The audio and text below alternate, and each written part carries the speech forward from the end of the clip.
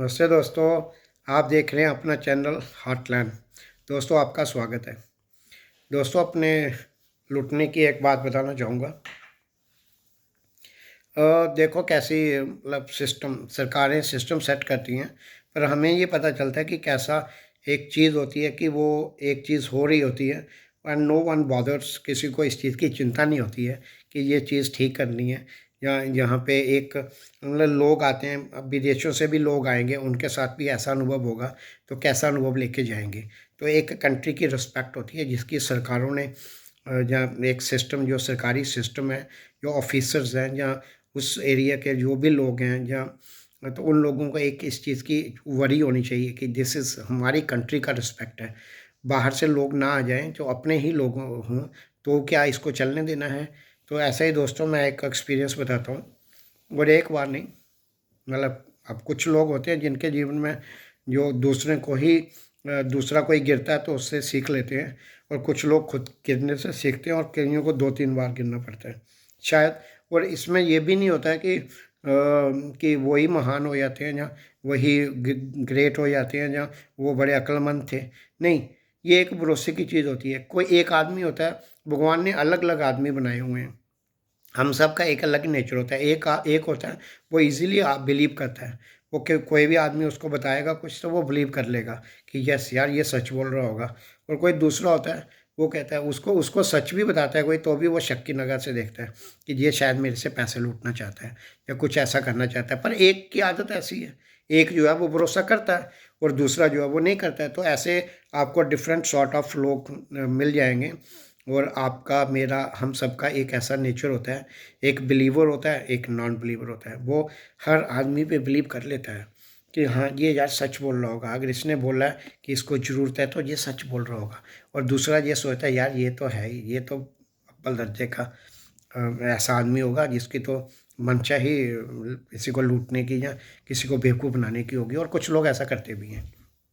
और ज़्यादातर लोग हमारी सोसाइटी में और कहीं बाहर भी, या इंडिया में या कहीं बाहर, ऐसे लोग भरे पड़े होते हैं। और ये गलती, ये भी एक सरकारी तंत्र या सोसाइटी की रिस्पॉन्सिबिलिटी है कि ये चीज़ ना हो। और लोग जो हैं वो कम से कम उनको इतनी अकल तो हो कि किसी दूसरे को लूटने की चीज़ या इस ढंग से शॉर्टकट करके या 2 रुपये की चीज़ को 1000 रुपये में बेचना, तो ऐसी चीज़ें ना हों। ये एक सोशल रिस्पॉन्सिबिलिटी, सोसाइटी के लोगों की रिस्पॉन्सिबिलिटी और सरकार की रिस्पॉन्सिबिलिटी भी है कि जो लोग, क्योंकि वो जो कर रहा है वो शायद उसकी जिम्मेवारी ना हो, वो जिम्मेवारी किसी और की होगी। वो उसको उसको समझ ना आ रहा हो। लेकिन ये सरकार की ड्यूटी बनती है कि ये चीज़ें वो क्रिमिनल नहीं है, हम उसे क्रिमिनल ना समझें। हम उसे ये समझें कि वो उसके जीवन में जो कठिनाइयाँ हैं, उसके जीवन में कठिनाइयाँ हैं। और जो जो उसकी जो उसका जो एवोल्यूशन, उसके दिमाग, उसका जो माइंड है, जिस उसके माइंड की जो क्रांति होनी थी, जहाँ उसके माइंड की जो डेवलपमेंट होनी थी, वो वैसी नहीं हुई। तो इस कारण ये सारी चीज़ें हो गई। तो ये हमें बड़ी आवश्यकता है इस चीज़ को करेक्ट करने की, देखने की। तो मेरा अनुभव ये है कि एक बार बॉम्बे में, मुंबई में एक बड़ी इम्पोर्टेंट, बड़ी फेमस जगह है जुहू, जहाँ बहुत सारी शूटिंग्स होती रहती हैं। और हम 4 दोस्त पहुँच गए जुहू में कि भाई अब बम्बई ही गए हैं तो जुहू तो जाना है। तो जुहू गए तो वहाँ पे हम जब इधर फेयर मेले में जाते हैं ना, तो वहाँ पे क्या होता है, गन होती है और छोटे छोटे बैलून की एक दीवार होती है। उसको मतलब निशाना लगा के उसको, बैलून्स को निशाना लगाते हैं और बैलून फटते हैं। तो एक बच्चों में बड़ा, मेरे में तो बड़ा एंथुसियाज्म था यार कि, लेकिन पैसे की कमी के कारण ना खुल के कभी लगा नहीं पाए निशाने। तो मतलब थोड़े ही निशाने लगा पाते थे। जैसे 10 बैलून कर दिए, उनमें से 2-3 फूट के, बाकी नहीं फूटे। तो एक था कि यार एक खुल के निशाना लगाया जाए, पूरा मन मन भर के निशाने लगाए जाए, ऐसा मन में एक इच्छा थी। और शायद सब बच्चों में रहती होगी, मेरे को भी बड़ी ये इच्छा थी। लेकिन तब हम कॉलेज में पहुंच भी गए थे, पर ये एक इच्छा दिल में रही। तो वहाँ पे क्या था कि यूहू में ऐसे ही एक बनाया गया, ऐसे ऐसे स्क्वायर टाइप का, ऐसे काउंटर बनाया गया। और पीछे वो थी, चादर थी, चादर की दीवार थी, उसके ऊपर बहुत सारे बैलून लगाए गए और हमें गन्स थी। तो उन्होंने, हम ऐसे उधर से गुजरे तो उधर जो उस काउंटर पे, उस स्टॉल पे वो जो बैलून के निशाना लगाने वाले स्टॉल पे जो भैया थे उसने कहा हाँ लगा लो, निशाना लगा लो, निशाना लगा लो। और वो बोले 5 पैसे का, 5 पैसे का, 5 पैसे का। हमने कहा यार बता कितने पैसे का? कहने लगा 5 पैसे का। मैंने कहा यार, मैंने दोस्तों से बात की, मैंने कहा यार ये तो बड़ा सस्ता है यार, मतलब 20-20 मतलब 20 लगाएंगे तो 1 ही रुपया होगा, और अगर 20 हमने 100 लगा दिए तो 5 रुपये ही होंगे। मैंने कहा यार आज अपनी पूरी पूरी आज अपनी पूरी भड़ास निकालेंगे और सारे बैलूनों को निशाना लगाएंगे, कितने खर्च हो जाएंगे यार? 50 रुपये खर्च हो जाएंगे ना, कोई चक्कर नहीं। तो ऐसा हमने किया। तो मैंने उसको पूछा, मैंने भैया सच बता यार, पक्का 5 पैसे का? मैंने कहा इतना सस्ता तो हमारे यहाँ से हम आए हैं वहाँ पे नहीं होता, वहाँ पे भी तो 10 रुपये में 10 या 15 लगा पाते होंगे। आप तो यार 5 पैसे का बोल रहे हो, तो 1 रुपये में ही 20 हो जाएंगे। कहता 5 पैसे का, 5 पैसे का। तो हम दोनों ने, हम मेरे और मेरे दोस्तों ने, हम लोगों ने पकड़ लिए गन, और और देख डरा, और लगा रहे हैं निशाने और बैलून फोड़ रहे हैं। और कितने बैलून हम लोगों ने फोड़ दिए, और हमने गिने भी नहीं। हमने कहा क्या करना गिनने, कितने हो जाएंगे? जैसे यार अगर 15 मिनट भी लगाते रहेंगे तो 1 मिनट में, मतलब 15 मिनट में 100 ही लगा देंगे तो भी कितने हो जाएंगे यार? कुछ नहीं। तो पूरी हम लोगों ने अपनी हृदय की इच्छा पूरी की कि यार आज तो बैलून फोड़नी है। तो बैलून फोड़ के 10-15-20 मिनट हम फोड़ते रहे बैलूनों को, और फिर बैलून फोड़ने के बाद हम आगे वापस, हमने रखे गन, हमने कहा बताओ पैसे। तो वो क्या बोलता है, हमारे पाँव की ज़मीन ही निकल गई। अब वो बोलता है 5,000 रुपया। मैंने कहा यार क्या बोल रहा है, 5,000 रुपया और 1 रुपये में 20, ये तो मतलब पता नहीं कितने यार हो गए। 5,000 रुपया, 50,000, ये तो लाखों में पहुंच गए बैलून। इतने बैलून कहाँ हमने फोड़े हैं? तो वो कहता उसने कुछ और ही रेट बता दिया, पता नहीं 50 रुपये का एक, वो 5 पैसा जो बोले 5 पैसे, उसने कुछ और बोलने लग गया। और फिर उनका एक ग्रुप आ गया, उनका एक ग्रुप आ गया और गोल हो गया, हम चार बीच में, और उन्होंने ग्रुप कर दिया। वो चारों, हम चारों को घेर लिया और वो 20-25 हो गए। तो हमने पहले तो अब हम झगड़ने की स्थिति में, पहले तो झगड़ भी रहे थे हम। मैंने कहा यार तुम लोगों ने झूठ बोला, मैं पुलिस के पास जाऊँगा। वो कहता है जाओ आप पुलिस के पास, अब देखते हैं तुमको। तो हमने कहा एंड में, हमने कहा यार खलासी करो, अब इतने पैसे तो हम लेके नहीं आए, तुम 5-5 पैसे बोल रहे थे।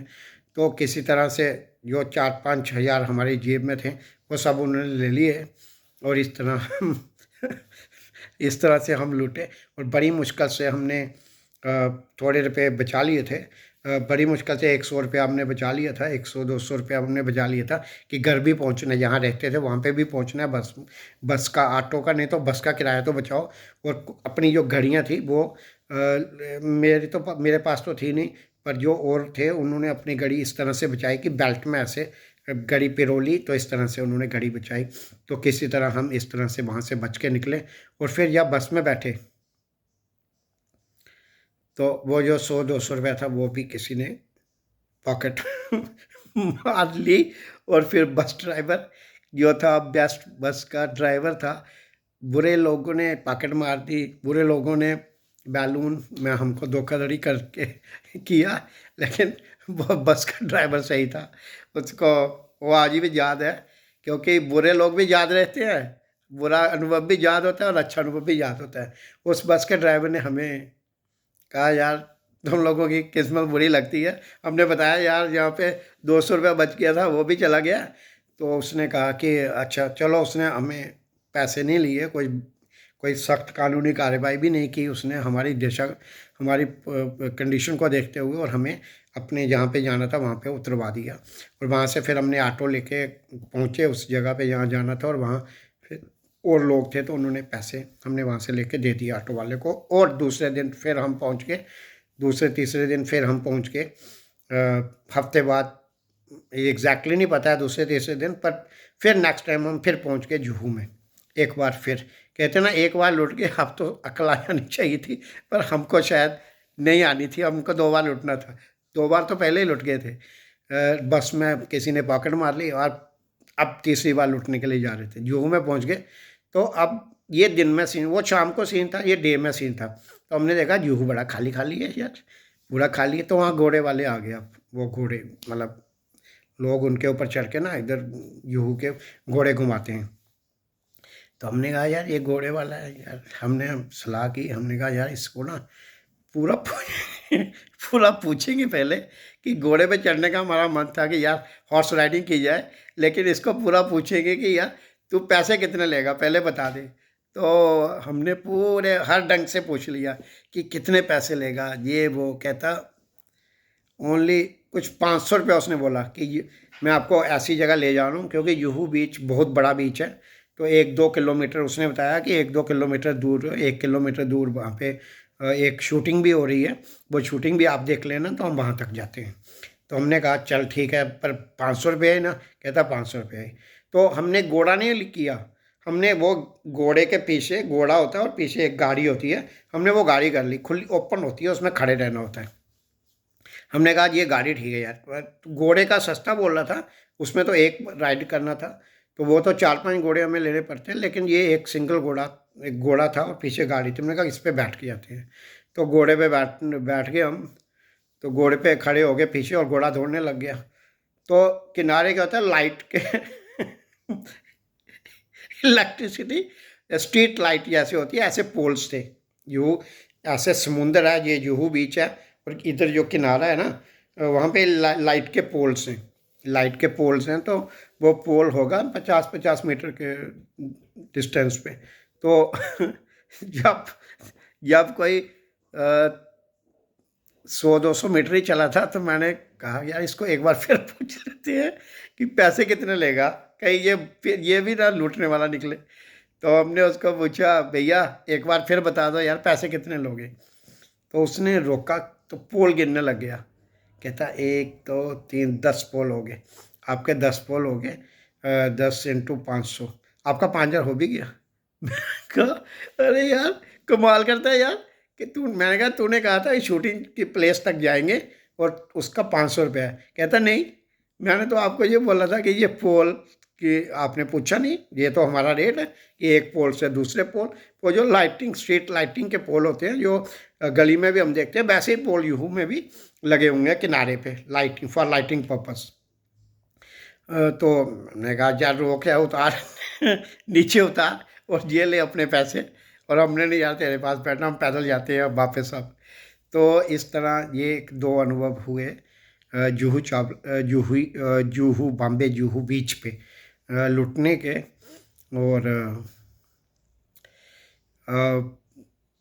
तो इस तरह से ऐसा लोग होते हैं, बड़ी अच्छी चीज़ हो सकती है, लोगों को वो बड़ा मज़ा आ सकता है, लोग अच्छे लोग वहाँ पे आ भी सकते हैं ऐसी जगह पे। और घोड़ों हॉर्स राइडिंग की जा सकती है, और ये जो घोड़ा गाड़ी है इसके ऊपर बैठ के मज़ा, लोगों को बड़ा सपने होते हैं कि दूर दूर से आते हैं यार समुद्र किनारे पहुँचेंगे तो ऐसे ऐसे हॉर्स राइडिंग करेंगे, लेकिन वहाँ पर लुटेरों का एक अच्छा धंधा है। और आपने जैसे भी बोलोगे ना यार तो लूट रहा है, तो 25 लोग आपको घेर के खड़े हो जाते हैं कि ये क्या कह रहे हो। और फिर वो जेबों से आपके वो नहीं डालते हैं हाथ, उनको पूरी अकल है, उनको पता है कि आपके बस का कुछ नहीं है, तो वो आपको आप खुद ही देना पड़ता है, नहीं तो नहीं निकल सकते उस घेरे से बाहर। तो ये एक चीज़ है जो दोस्तों, एक दुख तो उन लोगों के लिए नहीं है, लेकिन दुख ये है कि हम लोग मतलब इतनी फेमस जगह है क्या वहाँ पे भी एक होता है कि किसी जंगल में कोई लूटा जाए, तो वो एक अलग बात होती है यार। एक ऐसी जगह पे यहाँ पे फोकस है, मतलब पूरी उसका फोकस है, बट वहाँ पे भी ऐसा हो रहा है। तो ये एक चीज़ थी दोस्तों लुटने की, जुहू में 2 बार लुटने की कहानी, और पॉकेट भी मर गई। और अब कभी फिर उसके बाद मन ही नहीं हुआ कि मुंबई में भी जाया जाए। धन्यवाद दोस्तों, भारत माता की जय।